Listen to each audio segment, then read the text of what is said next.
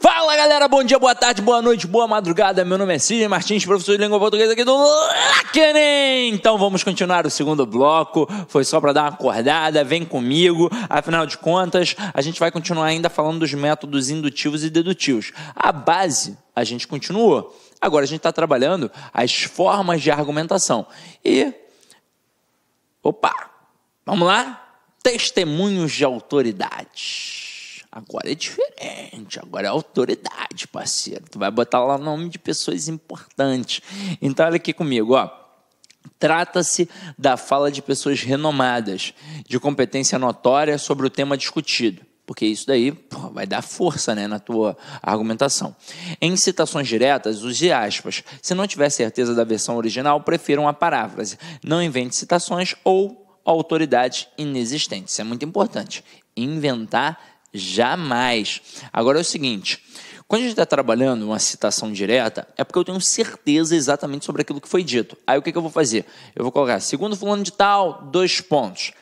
Abre aspas, coloca na íntegra o que o camarada falou, fecha aspas e ponto. E beleza, e vai adiante. Agora, eu posso ter feito a leitura daquele livro, daquela revista, daquele jornal, posso ter assistido a um telejornal e eu tenho aquela informação. Puxa, está muito bem fixa na minha mente a informação, que foi importante para aquele tema. Só que ficou a ideia central. Não ficou na íntegra exatamente o que o camarada disse tintim por tintim, mas a ideia central ficou muito bem fixa na minha mente. Aí o que eu vou fazer? Eu vou colocar aquela ideia, só que eu vou parafrasear. Eu não preciso colocar na íntegra o que o camarada disse. Então, desta forma, eu não vou colocar aqueles famosos 2 pontos, abrir aspas e depois fechar aspas. Afinal de contas, se eu não tenho certeza, eu vou fazer apenas o quê? Uma paráfrase. O que é a paráfrase? É dizer o que o cara disse com as minhas palavras. Vamos ver como é que isso funciona na prática. Acompanha aqui comigo, ó. Segundo o secretário de Educação da cidade de Londres, a Inglaterra tem obtido bons resultados no ensino da matemática utilizando a música em sala de aula. E aí observa. Olha só a esperteza do camarada. Tá vendo esse trecho aqui, ó? Segundo o secretário de Educação da cidade de Londres. Tudo isso aqui, ó. A Inglaterra tem obtido bons resultados no ensino de matemática utilizando a música em sala de aula. Tudo isso dali foi uma paráfrase. Na verdade, o camarada falou alguma coisa, eu peguei a ideia central e coloquei ali. Mas como eu queria tirar a onda e dar suporte ao meu argumento, ainda assim eu coloquei o nome do camarada. Eu nem precisava. Eu poderia ter colocado isso, ó, que a Inglaterra tem obtido bons resultados no ensino da matemática utilizando a música em sala de aula. Ué, de onde surgiu isso? Aí o avaliador podia pensar, opa, ele fez uma leitura de determinado texto, ele viu tal informação, que o avaliador provavelmente também viu, e iria gostar. Ou melhor até, ele ia pensar assim, esse camarada tem ideias geniais, a ideia nem é tua, você copiou de alguém, mas ele poderia pensar. Agora, aqui, o aluno em questão, ele não quis correr o risco de pensar que aquilo dali era uma invenção da cabeça dele. Ele botou, ó, segundo o secretário de Educação da cidade de Londres, para dar, ó, base, para dar força. Não é qualquer um. Eu não estou falando de qualquer um, não é o Tiririca, não. Nada contra o Tiririca, até me amarro, né? Agora, não é qualquer um, é um camarada que tem conhecimento notório daquele assunto. Aí ele continua, ó. Também o presidente da Associação Brasileira de Matemáticos ratifica. E aí vamos pensar.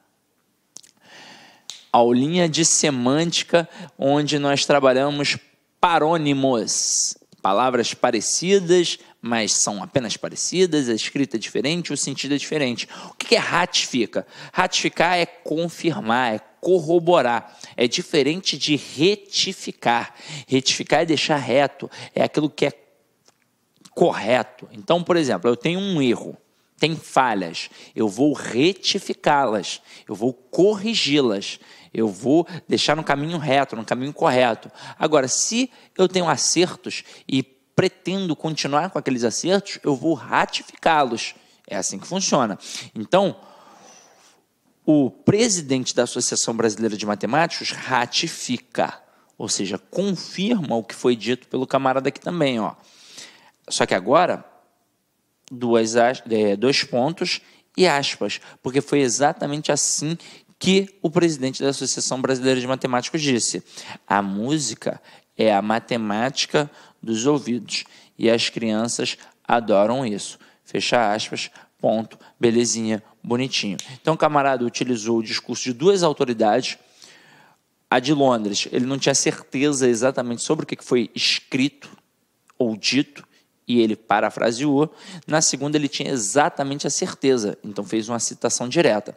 Colocou dois caras que têm notório conhecimento do mesmo assunto, que é a matemática, para poder concluir uma ideia. Percebe-se, então, a possibilidade de inovar na sala de aula, no ensino básico, trazendo novos acordes para a educação matemática. Pô, e esse final aqui ficou sensacional, olha só. Então, percebe-se então, esse então dá valor conclusivo, a possibilidade de inovar na sala de aula do ensino básico, trazendo novos acordes para a educação matemática. Afinal de contas, tanto o secretário de Londres quanto o presidente da Associação Brasileira de Matemática falaram que a matemática é auxiliada através da música. Também porque quem é músico aí, quem já estuda música, sabe que música é extremamente matemática. Vocês sabem. Então, o camarada domina ali, tudo bonitinho. Pô, para estudar música tem que saber matemática. Pô, eu faço música e não sei matemática, assim, você sabe. Você sabe, só não tem noção que sabe. Na hora que você pegar para estudar com calma, você vai perceber que sabe matemática aí bastante. Agora, o final foi sensacional, quando ele coloca novos acordes para a educação matemática, ele faz uma alusão à música. Pô, brilhante, genial, texto lindo. E aí observa, tá vendo que esse texto aqui possuiu uma estrutura de início, meio e fim, e é só um parágrafo de desenvolvimento? Aí lembra que eu disse que chegaria um momento que você perceberia que todo texto no seu desenrolar tem início, meio e fim? Então é isso. Quando eu falo que tem início, meio e fim, não é no texto como um todo. Dentro de cada parágrafo tem início, meio e fim. E isso fica bem evidenciado no parágrafo de desenvolvimento. Na introdução não fica tão evidenciado porque a gente apresenta o texto. Na conclusão também não fica tão evidenciado porque a gente logo faz a retomada daquele texto. Mas dentro dos parágrafos de desenvolvimento, que a gente coloca o tópico frasal, que acaba sendo aquele argumento apresentado na introdução, a gente vai desenvolver, a gente vai falar sobre aquilo, a gente vai tentar aprofundar. E é muito normal que, se eu estou argumentando, se eu estou falando sobre uma ideia, que eu mesmo faça um certo tipo de conclusão. É por isso que a gente está percebendo alguns tipos de conclusões aqui, nos parágrafos de desenvolvimento, nos parágrafos de argumentação. Beleza? Vamos para o próximo. Contra-argumentos.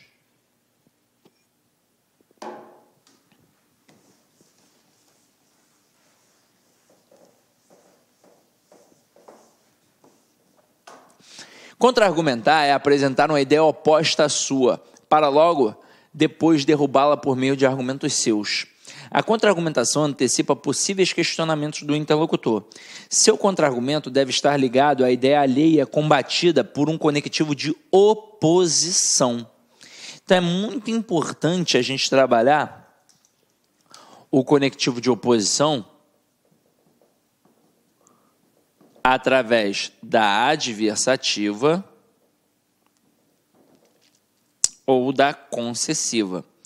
Só que para a gente poder trabalhar a base da contra-argumentação, para eu parecer que vou, na verdade, antecipar para depois destruir, a gente vai trabalhar assim, ó,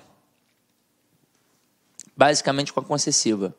Mas nada impede de trabalhar com a adversativa também, porque os dois fazem a oposição. E a gente já sabe a diferença. A diferença é que a adversativa enfatiza, deixa aquele argumento forte, e a concessiva minimiza, deixa aquele argumento fraco. Vamos ver como é que funciona na prática aqui, ó.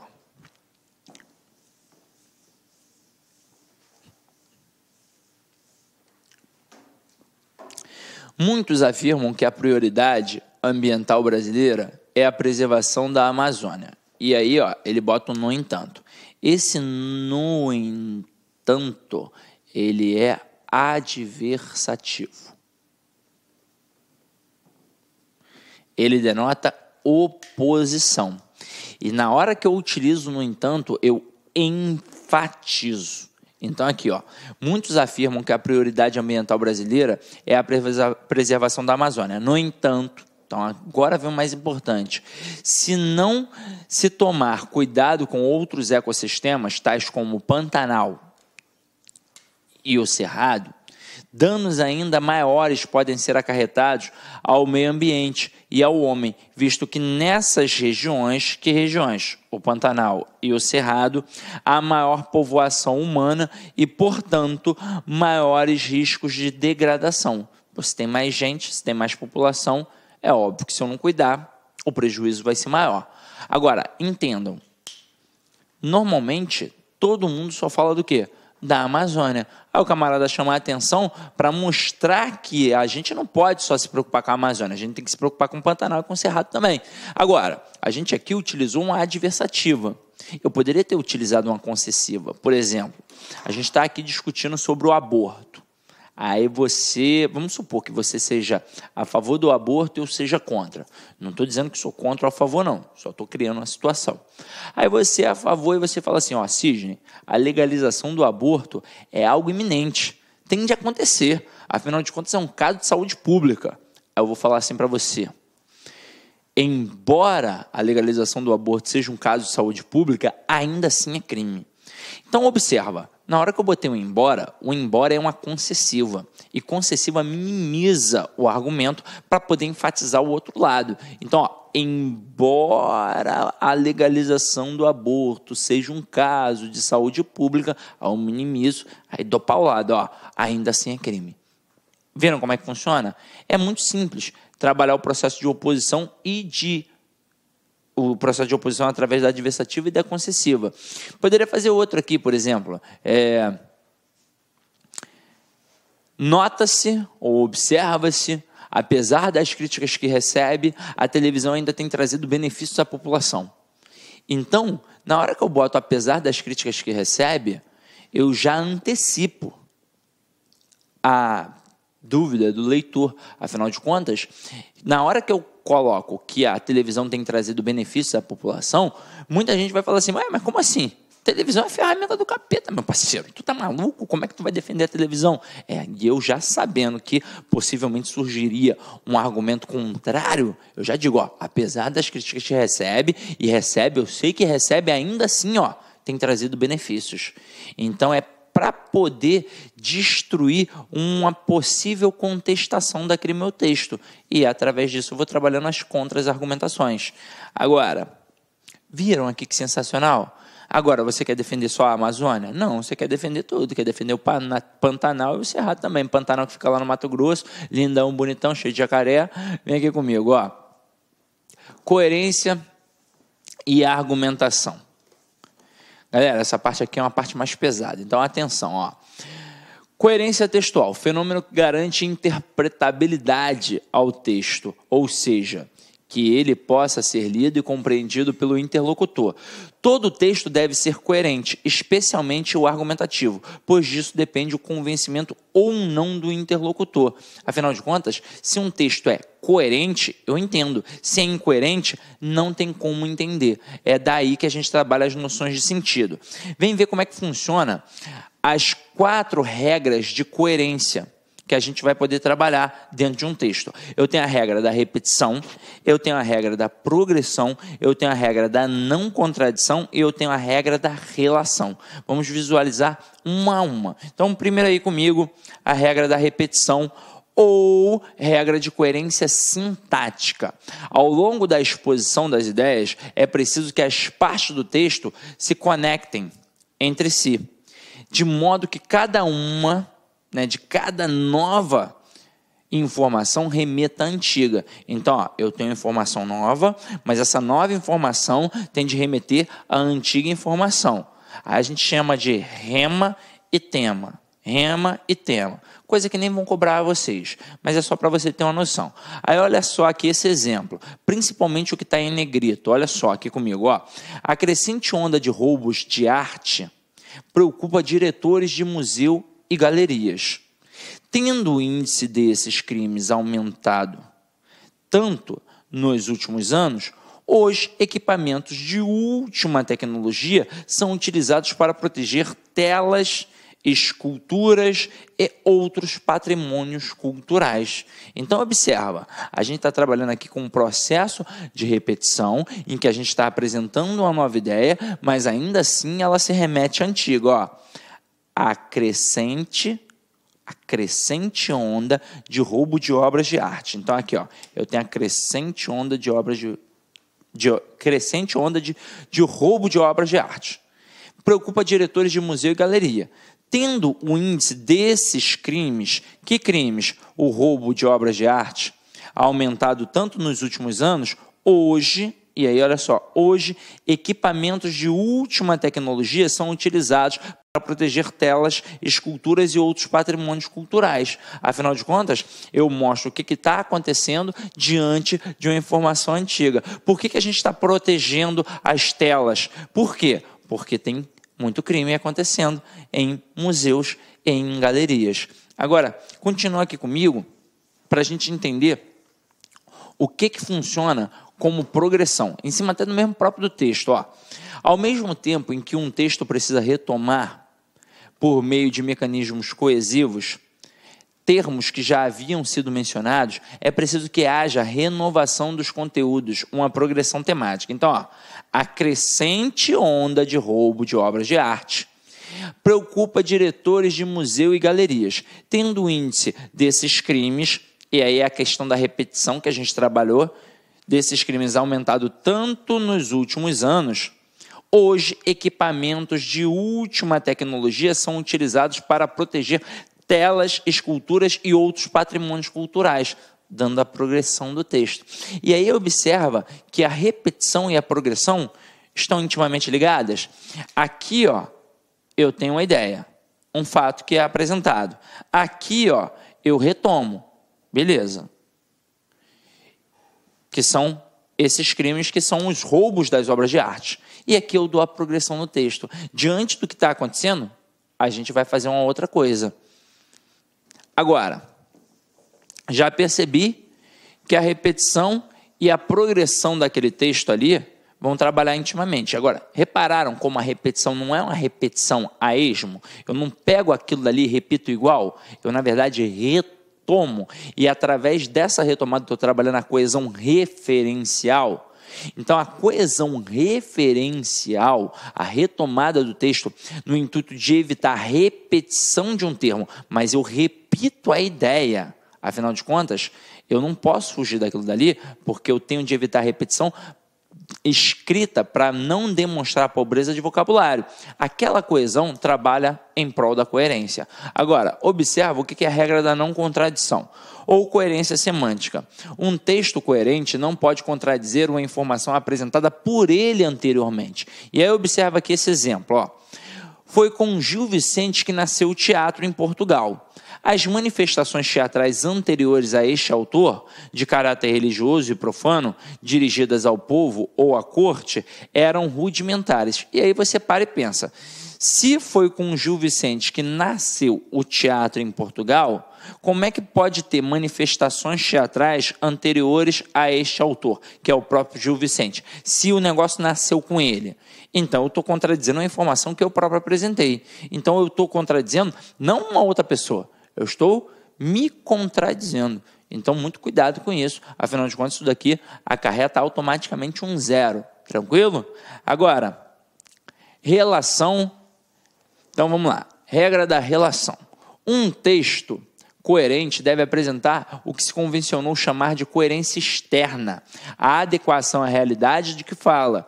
Não deve, pois, fazer afirmações falsas sobre a realidade. E aí observa aqui ó, o exemplo. Ó.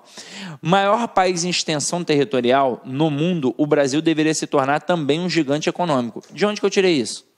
Porque o país é enorme, ele tem que ser um gigante econômico? Então, se eu pego o Brasil, que tem uma estrutura continental, tudo o Brasil tem que ser o melhor? Não, não é assim que funciona. Então, isso daqui é uma informação que não bate com o que a gente tem como realidade. O Brasil está longe de ser uma potência econômica. Então, é por isso que a gente tem que tomar cuidado com a relação que a gente apresenta dentro de um texto. Tranquilo? Agora, Informações implícitas. Na construção de argumentação de um texto, há informações que estão explícitas, então eu estou vendo, e há informações implícitas, que eu não estou vendo, mas que eu posso trabalhar através da inferência. Isso é o conhecimento de mundo. Pode não estar ali, mas está me dando base para eu ir além. As informações implícitas podem ser de dois tipos, os pressupostos e os subentendidos. Então acompanha aqui comigo o que é um pressuposto. Condição implícita para que outra afirmação seja verdadeira. Está sempre marcado por uma pista textual específica. E aí observa aqui comigo, ó. Eu tenho o posto, que é a informação, ó. Mário, apesar de jovem, dirige bem. E eu tenho pressuposto.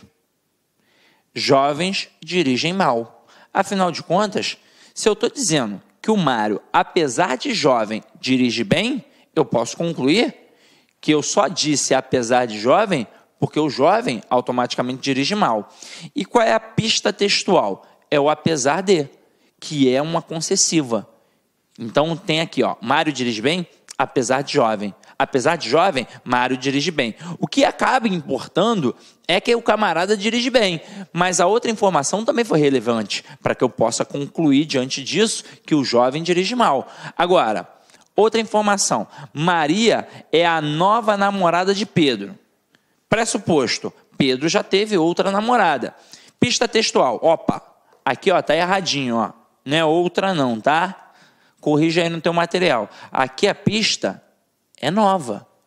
Porque se eu digo que o camarada teve uma nova namorada, porra, se fosse a primeira, eu ia falar que foi a primeira namorada. Mas se é uma nova namorada, é porque teve outra, ou outras. Então fica de olho nisso, tranquilo? Isso aqui é um absurdo? Não, isso aqui é muito tranquilo de poder entender. Isso aqui é a relação do pressuposto. Agora, acompanha aqui comigo o que é o subentendido. Para a gente poder perceber a diferença de um para o outro. Subentendido é a inferência contextual, percebida não por uma pista no texto. Opa! Não é uma pista no texto. Mas pelo conhecimento de mundo e pelo conhecimento prévio do interlocutor. Olha aqui o exemplo. Sua monografia está ótima. Não há erros na grafia do seu nome. Caraca, então, na verdade, está uma merda. Por quê? Se eu digo que... E aqui, ó, ironia total. Eu quero que vocês entendam. Ironia, piada, só entende quem tem conhecimento de mundo. Afinal de contas, se o camarada faz uma piada, ele faz uma piada para que todo mundo possa rir. Essa é a verdade. Só que as pessoas só vão rir se entenderem a piada, ou seja, se a linha de raciocínio que ele trabalhou ali naquela piada foi captada pelos outros através do conhecimento de mundo que os outros têm, porque se não tiver, ninguém vai captar. Eu lembro uma certa vez que eu estava sentado no sofá da minha casa assistindo Cacete e Planeta com a minha avó, aí passou um episódio daquele John Mirolho, na época em que os Estados Unidos acertou a Cruz Vermelha lá no Oriente Médio. Na época que isso aconteceu, estava muito em voga aquela discussão, e aí eles colocaram, sacanagem, né? Colocaram o John Mirolho procurando o alvo. Aí ele, eu já achei, tem aqui, ó, tá marcada uma cruzinha. Ele foi lá e acertou a cruz vermelha. Eu ri pra caramba. A minha avó, séria, nem riu, que babaca. Ela falou assim, que idiota, que graça tem nisso? Ela não entendeu porque ela não tinha noção do que tinha acontecido. Eu ri por quê? Porque eu pesquei o processo, é questão de conhecimento de mundo. Se eu sei sobre aquilo, me dá margem para poder dominar. Agora, Maria ama muito seu marido, até o abraça no Natal. Caraca, se a mulher ama o cara, ela vai abraçar todos os dias. E a gente coloca até o abraça no Natal. Olha a ironia do processo. A Maria não ama o marido. Então o camarada não fez uma boa monografia. Isso daqui é o que está subentendido. E aí a gente entende basicamente a diferença de compreensão para interpretação. Quando a gente trabalha a compreensão, é aquilo que está dentro do texto. Então tem as pistas textuais. Está dentro do texto. Agora, quando a gente trabalha a interpretação, não está dentro do texto. Está vendo que aqui tem pista? Não tem pista. Mas o que faz eu compreender e interpretar isso daqui? O meu conhecimento de mundo, porque é através do meu conhecimento de mundo que eu vou poder interpretar o processo que está aqui, não é só com a pista textual. Meu companheiro, diante disso, uma mensagem final aí para você, Sorria, brinque, chore, beije, morra de amor, sinta, sonhe, grite e, acima de tudo, viva. A vida nem sempre é real. O passado nem sempre passou, o presente nem sempre ficou e o hoje nem sempre é agora. Tudo que vai volta e se voltar é porque é feito de amor. Uma fã do Reinaldo Gianecchini mandou para ele. Vale para você que é jovem, né, meu companheiro? Afinal de contas, a vida é para ser vivida sem essa carranca chata. Não é porque você está estudando para o vestibular que você tem que maltratar quem está à tua volta, falando, nossa, sai daqui, é coisa e tal, estou estudando, para de me encher o saco, gente burra, gente chata. Não, meu parceiro, viva a vida, estude, tem momento para tudo, é só saber se organizar, estude e viva, jogue teu futebol, namore, vá se divertir, afinal de contas, a vida é muito curta, aproveite. Avalie aí a aula, porque é sempre importante para nós o feedback, qualquer dúvida, entre em contato e a gente vai trocando a ideia, tá tranquilo, meu companheiro? Ide em paz e que o Senhor sempre vos acompanhe. Fala, galera, gostou da aula? Curta e compartilha.